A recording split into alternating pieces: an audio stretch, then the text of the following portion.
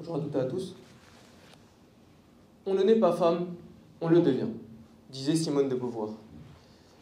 Mais qu'est donc devenu ce deuxième sexe après ou durant la Grande Guerre? Nos soldats ont combattu nuit et jour. En effet, nuit et jour dans ce conflit suicidaire.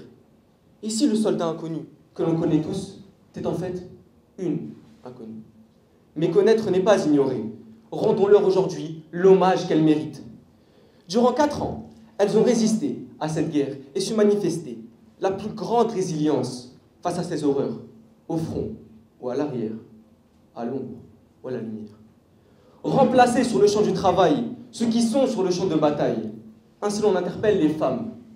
Le 6 août 1914, après que leurs pères, frères, maris, fils également, soient partis au front. Ont-elles vraiment échangé les couches contre les fourches?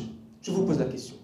3 millions d'entre elles se sont évertuées à labourer, semer, herser, faucher à la main ou à la machine, à remplacer même les chevaux qui étaient sur le front.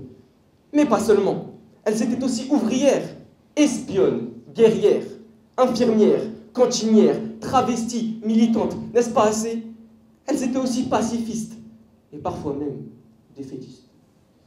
De toutes les nations et de toutes les conditions, elles se nommaient Edith Cavell, Hélène Brion, Marthe Knockert et d'autres encore que j'aimerais citer, mais le temps me presse. Elles étaient puissantes, téméraires, indépendantes, rusées, dévouées. Elles étaient ces anges blancs, pourtant méprisés des médecins, parfois même le dernier contact avant la mort des soldats. L'ange, vraiment, ce petit être doux et affable dans nos mémoires, ce petit être doux et affable pour dessiner dans nos mémoires des femmes fortes et courageuses, n'ont-elles pas été suffisamment considérées comme des êtres fragiles? Rétablissons-les dans ce que fut la réalité de leur engagement. Voici quelques-unes, trop peu sûrement, de leurs histoires.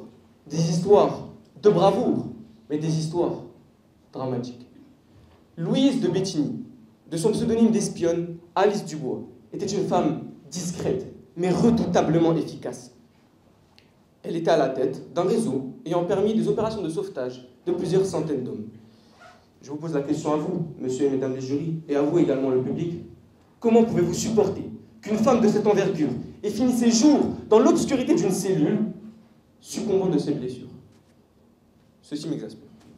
De son côté, Hélène Brion nous martelait « Rangez vos armes dans ses brochures pacifistes. Elle fut pourtant arrêtée et condamnée pour avoir osé dénoncer ce que fut cette guerre infâme. Et finalement, que dire du sacrifice de Minouka Savić, coupant ses cheveux? Vous avez bien entendu, ses cheveux, pour prendre la place de son frère dans l'armée serbe. Un mépris plus marqué, un dédain plus signalé aurait dû Olympe de Gouges. Elles avaient pourtant répondu la tête haute. Clamons-le haut et fort aujourd'hui. Les femmes ont bien fait la guerre. Elles, vous, chacune d'entre vous ici, vous la faites encore aujourd'hui. Une guerre plus longue que celle des hommes. Une guerre pour les droits, l'égalité et la reconnaissance. Finalement, plus d'un siècle plus tard, disons-le une bonne fois pour toutes, notre guerre à tous est féministe. Je vous remercie pour votre attention.